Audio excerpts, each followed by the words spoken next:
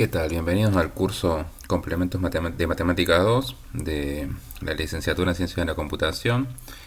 En este video lo que voy a hacer es darle como una pequeña introducción de la materia, pero sobre todo de los contenidos, digamos, para la información más que tiene que ver con respecto a la modalidad, a las condiciones de regularidad. Ahí los voy a referir a la página que vamos a tratar de tener cargada toda la información ahí de la forma más completa posible, ¿sí? La idea general, igual del curso, con respecto a las clases teóricas, es todas las semanas ir subiendo algún material, ¿sí? La forma que elegimos para dar las clases es a través de videos grabados, por una cuestión de practicidad, ¿sí? Si bien es un poco complicado no poder interactuar y que ustedes no puedan hacer preguntas, bueno, ahí van a, digamos, es más fácil hacerlo así porque siempre está el problema de la conectividad, digamos, de que no todos puedan ver las clases en vivo, y además después habría que subirlas, así que preferí grabarlas y hacerlo lo mejor que pueda. Y bueno, ustedes van a poder tener los links en la página y también le voy a subir el PDF de la presentación, ¿sí? Obviamente va a haber pequeños errores, van a tener dudas, digamos que las dudas que aparezcan yo los invito a que las charlemos en las consultas, ¿sí? En la página también va a estar la información de cómo van a ser las consultas y qué días, ¿sí? Creo que en principio vamos a tratar de mantener los días que tenemos teóricamente, digamos, formales para cursar, ¿sí? Por lo menos mis consultas van a estar en alguno de esos horarios. Bien, este video es bastante corto, ¿sí? Simplemente quería hacer como un pantallazo de las unidades que vamos a ver, ¿sí? Esta materia tiene 5 unidades, ¿sí? Las primeras 3 son, digamos, la primera es sobre conjuntos ordenados, ¿sí? La segunda sobre retículos, que es una especie de, también está relacionado, son conjuntos ordenados pero con alguna estructura algebraica, digamos, o sea, vistos algebraicamente, digamos. Y en la unidad 3 vamos a estudiar sobre todo grupos, ¿sí? Pero también otras estructuras algebraicas, digamos, un poco más débiles, que son semigrupos y monoides, ¿sí? Y la parte fuerte de la materia, digamos, la mitad de la materia sería teoría de categoría, ¿sí? Entonces, por ahí eso es lo que puede asustar un poquito más, pero no es para tanto, ¿sí? Entonces, digamos, en este video yo quisiera como motivar un poco qué es lo que es la teoría de categorías. Obviamente esto después cuando llegue el momento lo vamos a estudiar en detalle, ¿sí? Pero bueno, lo primero que quisiera decir es que, digamos, los temas de las primeras unidades, además de que son, digamos, no están elegidos al azar, son importantes para su carrera, nos van a servir para motivar un poco lo que es la teoría de categoría, ¿sí? ¿Qué quiero decir con esto? Es que digamos, el enfoque que les voy a dar, por ahí sin mencionar, digamos, la palabra categoría ni nada parecido, es como que va a estar como que más tratado como desde el punto de vista de la teoría de categorías. Entonces como que ahí vamos a ir creando un poquito de intuición que nos va a servir después para que los conceptos no resulten tan abstractos. Bueno, explicar, digamos, por encima lo que es la teoría de categorías, digamos, una forma sería decir que formaliza un poco el estudio, ¿sí? De distintas estructuras matemáticas, ¿sí? No se puede decir bien que es una estructura matemática, pero es como que son, digamos, las cosas que se estudian en las distintas áreas de las matemáticas, en las distintas materias de matemáticas, y por ejemplo el álgebra, la geometría, el análisis, etcétera, ¿sí? Digamos, la teoría de categorías surgió, ¿sí? Para mí, desde mi punto de vista, como una herramienta utilizada por los topólogos algebraicos, ¿sí? Por la topología algebraica, ¿sí? que es una rama, digamos, bastante abstracta de la matemática, que estudia lo que serían los espacios topológicos con herramientas del álgebra. ¿Sí? Esto es medio difícil de explicar, digamos, solo con palabras y muy rápido, pero no sé, por poner un ejemplo, digamos, la topología, digamos, estudia como que los distintos espacios, ¿no? Digamos, de las distintas formas que puede tener un espacio, ¿sí? Entonces un ejemplo de algo de topología algebraica sería el siguiente, digamos, si yo tengo una hoja de papel, ¿sí? Y le hago un agujero en el centro, ¿sí? Bueno, la forma que me queda, yo la puedo describir en algún sentido algebraicamente, ¿sí? Imaginemos, o sea, si yo ahora pongo una hormiga a caminar por esa hoja de papel que tiene un agujero, ¿sí? Todos los posibles, digamos, caminos que pueda hacer, los caminos cerrados, ¿sí? O sea, la hormiga está parada en un punto, se mueve por la hoja y vuelve a donde estaba, ¿sí? Yo puedo describir en algún sentido, bueno, no todos los posibles caminos, pero por lo menos sí las cosas que yo puedo decir algebraicamente es, bueno, cuántas vueltas le da al agujero, ¿sí? No le puede darle ninguna, darle dos, en el sentido de las agujas del reloj, al revés, digamos.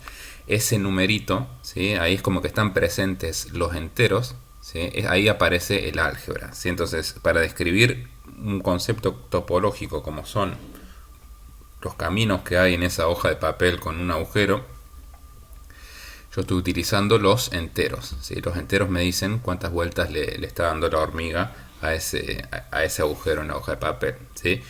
Obviamente esto se complica muchísimo, digamos, porque no todos los espacios son una hoja de papel y además no siempre hay un agujero, a veces hay muchos, a veces hay agujeros de dimensiones más grandes, o sea, esto obviamente se complica muchísimo, pero bueno, el álgebra tiene herramientas mucho más avanzadas, entonces es como que la topología algebraica motivó un poco esto de la idea de teoría de categorías, ¿sí? La categoría sería en este caso tenemos los espacios topológicos, ¿sí? La hoja de papel y los grupos, que es lo que vamos a estudiar nosotros más adelante. Acá aparecen, digamos, naturalmente asociado a un problema topológico, tengo un problema algebraico, ¿sí? En este caso en el grupo de los enteros. Pero bueno, además de toda la importancia que tiene, digamos, para la matemática, la teoría de categorías también es como muy apreciada digamos, por los científicos de la computación, ¿sí? Porque, digamos, los lenguajes de programación funcionales es como que se pueden modelar como una categoría en sí mismo, ¿sí? O sea, como que las categorías no solamente sirven para describir estructuras matemáticas, sino que hay muchas otras cosas, digamos, que se pueden modelar con categorías, ¿sí? Nosotros digamos, no vamos a profundizar mucho en este punto, algo diremos en algún momento, sino como que nos vamos a orientar un poco más a la formulación matemática, ¿sí? Y bueno, y finalmente está como la parte más filosófica de la teoría de categorías, en la cual tampoco vamos a profundizar, pero es como que directamente ya algunos matemáticos la piensan como digamos, un buen lenguaje para fundamentar la matemática, ¿sí? Como sabrán, digamos, los fundamentos de la matemática moderna, ¿sí? Son lo que se llama la teoría de conjunto, ¿sí? O sea, las nociones que no se definen, ¿sí? Son los conjuntos y los elementos, ¿sí? Uno como que tiene eso dado y trabaja sobre eso, ¿sí? Con cualquier construcción matemática que yo haga, la voy a hacer utilizando la teoría axiomática de conjuntos. Pero bueno, entonces para motivar un poquito esto, tratemos de pensar qué sería una estructura matemática, ¿sí? Si bien las cosas que se estudian en teoría de categorías son más generales que estructuras matemáticas, es como que estos ejemplos son como muy, muy importantes para tenerlos en cuenta y para entender un poco qué está pasando ahí, ¿sí? Entonces, dicho muy rápidamente, una estructura en un conjunto A es como cierta información adicional que tenemos sobre ese conjunto, ¿sí? Por ejemplo, puede ser una operación, alguna relación de orden, algún concepto geométrico. Si esto es medio vago, digamos, cualquier información adicional que yo tenga sobre un conjunto es lo que podría llamar una estructura, ¿sí? Y digamos, los conjuntos que tienen estructuras del mismo tipo, ¿sí? Por ejemplo, operaciones binarias, ¿sí? Todos los conjuntos que tienen operaciones binarias, uno podría pensar que están dentro de una misma categoría, ¿sí? Y lo que estudiamos en teoría de categorías son no solo estos objetos con estructuras, sino los morfismos, ¿sí? O sea, funciones de un conjunto en otro, pero que preservan la estructura, ¿sí? Y para que todo tenga sentido, digamos, sea no trivial, se pide que la composición de dos funciones que preservan la estructura, digamos, preserve también la estructura, ¿sí? Entonces vamos a ver algunos ejemplitos de algunas estructuras que ya hemos estudiado antes, ¿sí? Bueno, el ejemplo más básico sería la estructura vacía, ¿sí? Esto parece medio tonto, pero es un ejemplo fundamental, ¿sí? Esta sería la categoría de todos los conjuntos, ¿sí? Los objetos son los conjuntos y, digamos, los morfismos son las funciones, porque, digamos, cualquier función preserva ninguna estructura, ¿sí?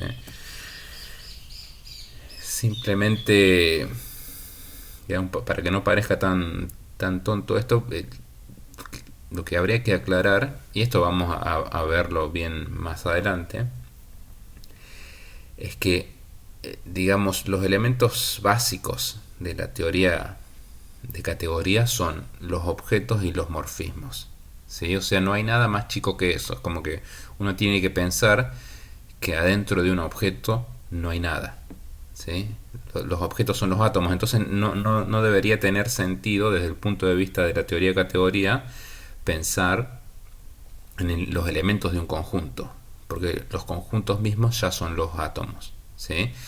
Entonces uno debería tratar de formular todas las cosas que formulaba antes usando elementos, usando funciones entre conjuntos, ¿sí? Entonces un ejercicio que yo les dejo es, por ejemplo, cómo podrían formular la definición de una función inyectiva o sobreyectiva, ¿sí? Entre dos conjuntos, pero sin recurrir a los elementos, ¿sí? O sea, no tengo que usar los elementos de A en la definición de una función inyectiva entre A y B, ¿sí? Lo que sí puedo usar son funciones que lleguen a A o que salgan de B, ¿sí? Eso es lo que estaría permitido. Entonces esto yo los motivo que lo traten de hacer, no es muy difícil.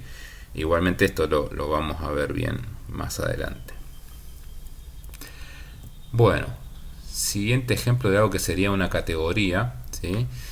Están los espacios vectoriales, ¿sí? O sea, la estructura acá es la estructura de espacio vectorial, ¿sí? Entonces tenemos en un conjunto, digamos, ciertas operaciones, tenemos una suma y una multiplicación por escalares, ¿sí? Que, bueno, satisfacen ciertas propiedades que ya todos sabemos, y, digamos, las funciones que preservan esas operaciones son justamente las transformaciones lineales, ¿sí? La forma compacta de, digamos, las propiedades que caracterizan una transformación lineal es esta, ¿sí?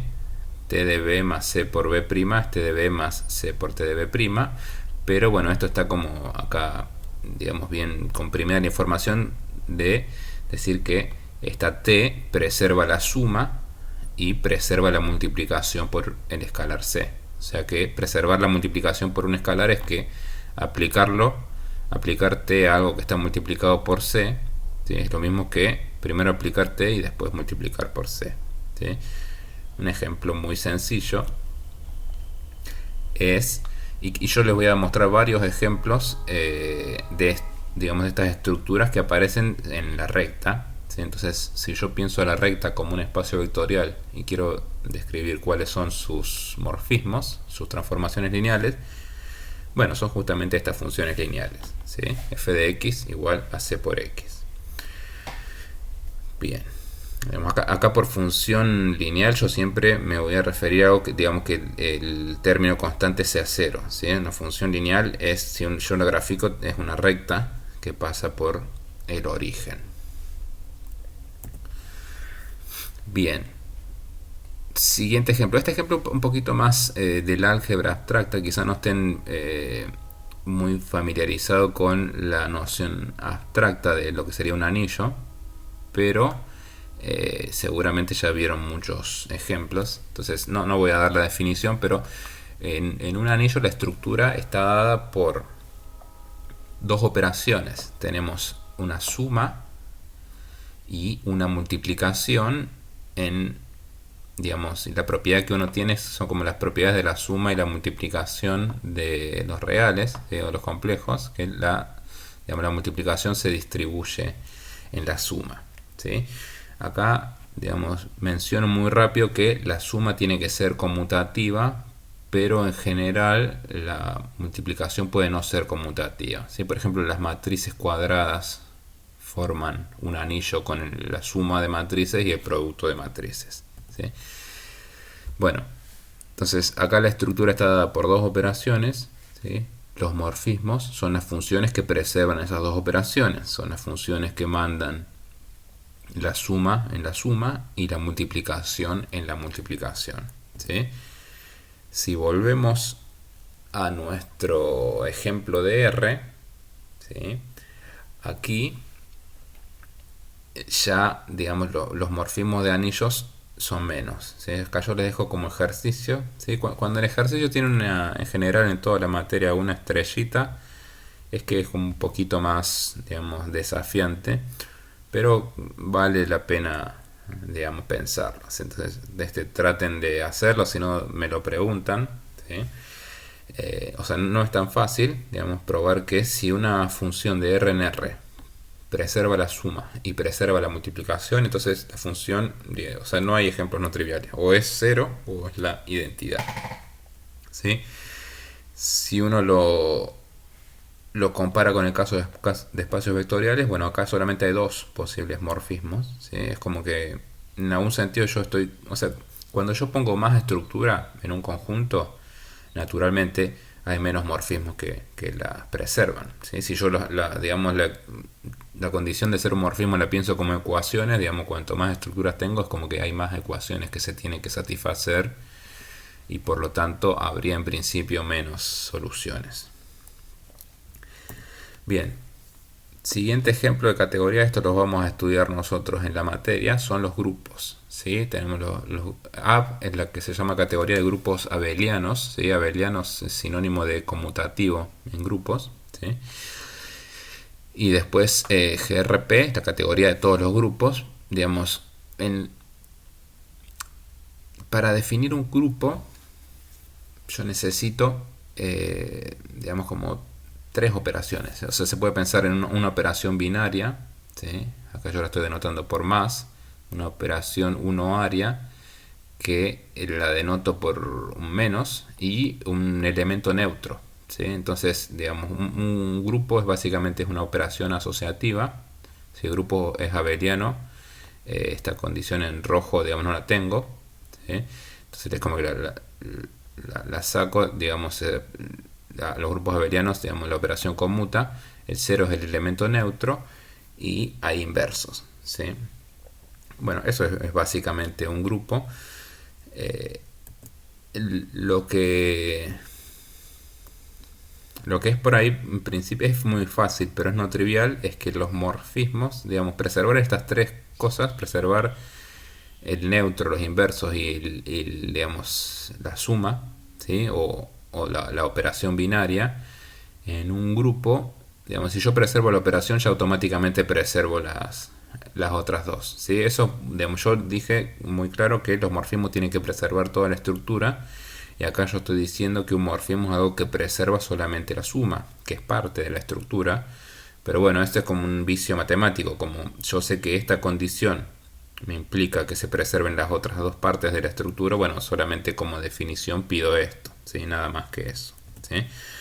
Acá un ejercicio está un poco más complicado, ¿sí? Pero este lo vamos, digamos, vamos a volver sobre esto, ¿sí? Sería buscar todos los morfismos de grupos de RNR, ¿sí? Si yo lo comparo con la categoría anterior de anillos, habíamos dicho que, digamos, las funciones que preservan la suma y la multiplicación, digamos, las únicas eran cero o la identidad, ¿sí?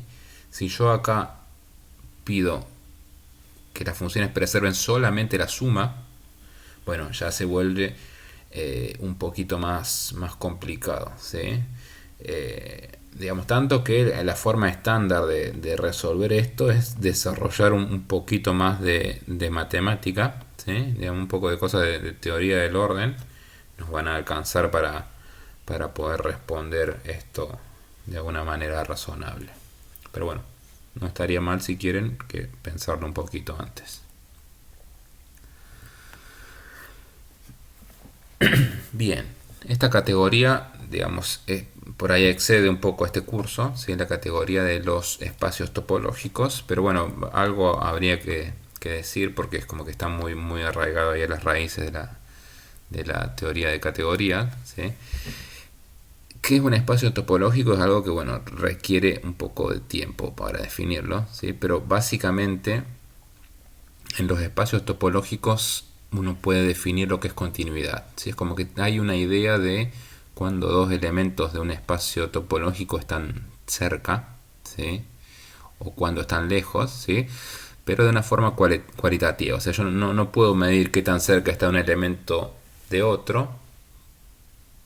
Esto dicho así medio mal, ¿no? Pero es como, o sea, puedo decir cuando dos cosas están cerca, solamente que no puedo medir su distancia, en principio, ¿sí? Pero bueno, esto tómenlo así, digamos, con pinzas. La idea es que en los espacios topológicos uno puede definir lo que es una función continua. Y esos son justamente los morfismos de los espacios topológicos. Un ejemplo simple, donde la continuidad ya la tenemos definido, ¿sí? Y también que se relaciona con los ejemplos que vimos antes.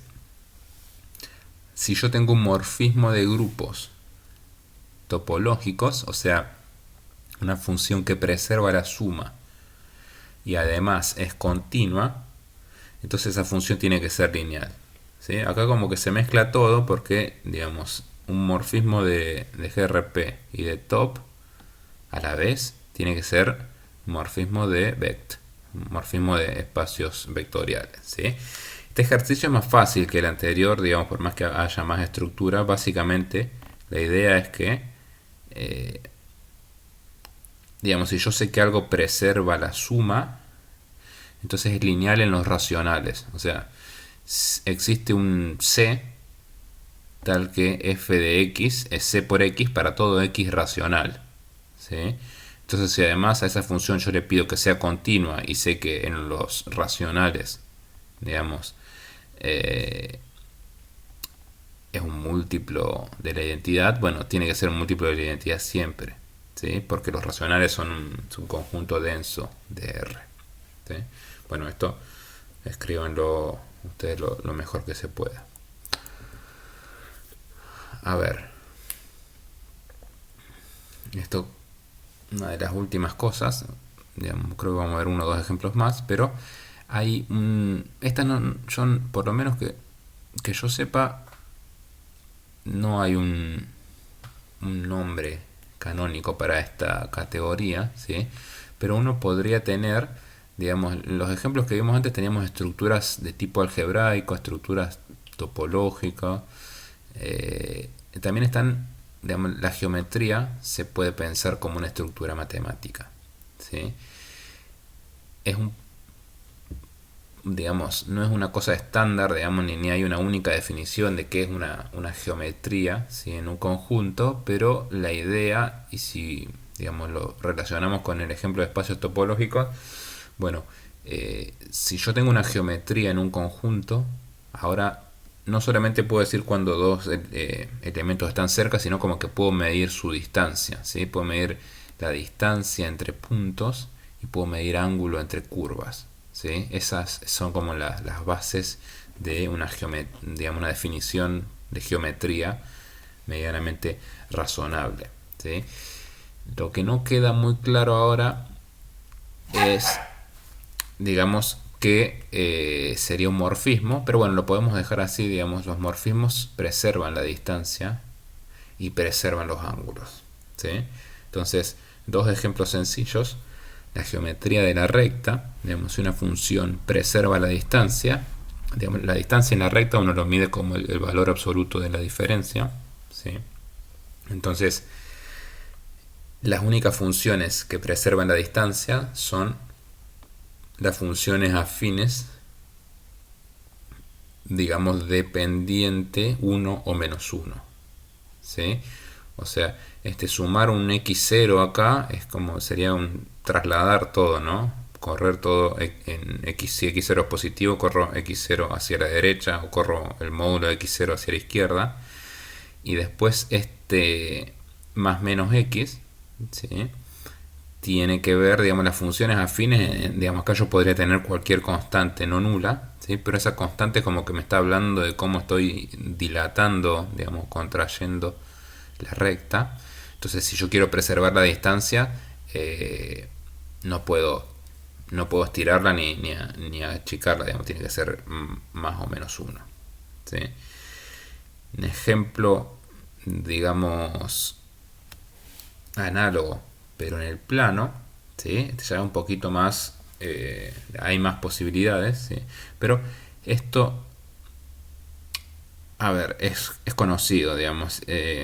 Si uno tiene una isometría del plano, también es la composición de lo que se llama una transformación ortogonal, ¿sí? Con una traslación, ¿sí? Trasladar es esto, ¿no? Sumar x0 y 0, ¿sí? Como que estoy llevando el origen al punto x0 y 0.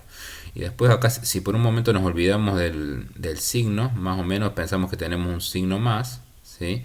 Esto que tengo acá, multiplicar xy por esta matriz, si lo miran bien, es rotar un ángulo tita, ¿sí? En el sentido contrario de las agujas de reloj, ¿sí? Es como que básicamente yo puedo hacer trasladar, ¿sí? Rotar, y después si considero el signo más o el menos, es como que ahí está, también puedo reflejar cosas en el plano, ¿sí?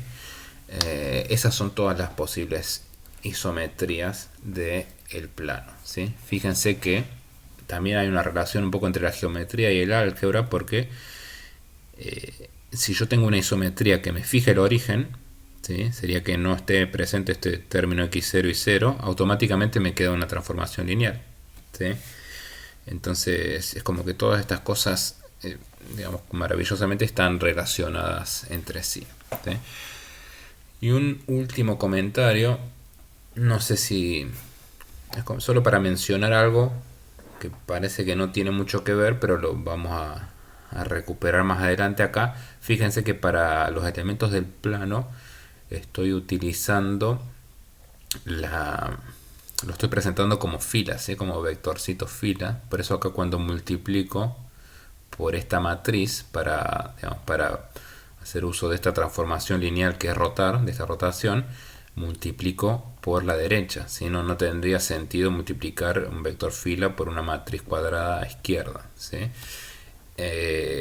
Digamos, si esto yo lo presentara con vectores columna, la matriz esta aparecería multiplicando por la izquierda a este vector columna, pero no sería exactamente esta matriz, sino que sería tener el menos seno de tita acá y acá más seno de tita, o sea, transponerla, ¿sí?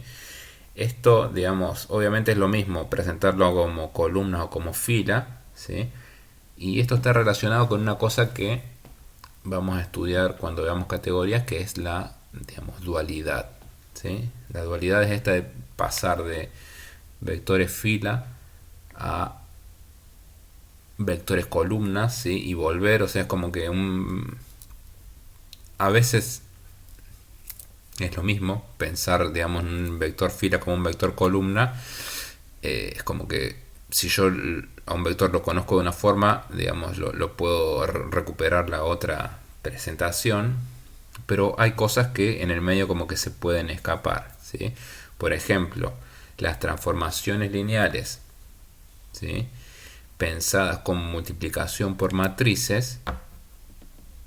Entonces ahí, digamos, si voy a trabajar con vectores columnas, las matrices multiplican a izquierda; si trabajo con vectores filas, multiplican a derecha, ¿sí? Esto que parece como muy sencillo, ¿sí?, encierra como que bastante más cosas interesantes de las que puede parecer, ¿sí? Entonces ya volveremos también sobre esto más adelante, pero no quería dejar de mencionarlo, ¿sí? Bien, y un último ejemplo, digamos, de algún tipo de estructura, serían las estructuras de orden, ¿sí?, que en principio no son estructuras algebraicas y,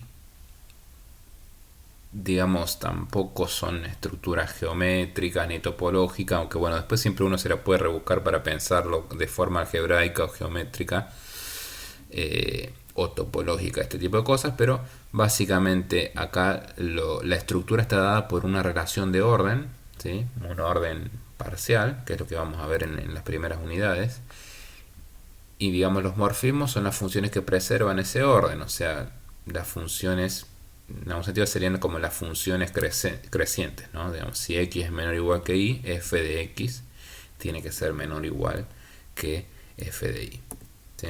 Entonces, acá para terminar, esto quizás ya lo hayan hecho alguna vez en análisis, digamos, si uno tiene de nuevo en la recta un morfismo de orden, ¿sí?, bueno, esa función tiene que ser continua en casi todo punto, ¿sí? Y acá también medio entre comillas el casi todo punto, porque digamos los matemáticos tienen una definición muy precisa de qué significa que algo pase casi siempre, y esto es como un poco más fuerte, ¿sí? En realidad, ahora que lo pienso bien, esto lo que debería decir es una función creciente es continua, salvo en una cantidad numerable de puntos, ¿sí? Eso es casi todo, pero es como más fuerte que casi todo. Entonces como que una función creciente tiene, digamos, a lo sumo una cantidad numerable de saltos de continuidad. Bien, esto fue un poco la introducción a la materia. Bueno, ya en esta semana, digamos, vamos a tratar de subir 2 videos, ¿sí? Así que vamos a subir uno sobre relaciones y relaciones de preorden.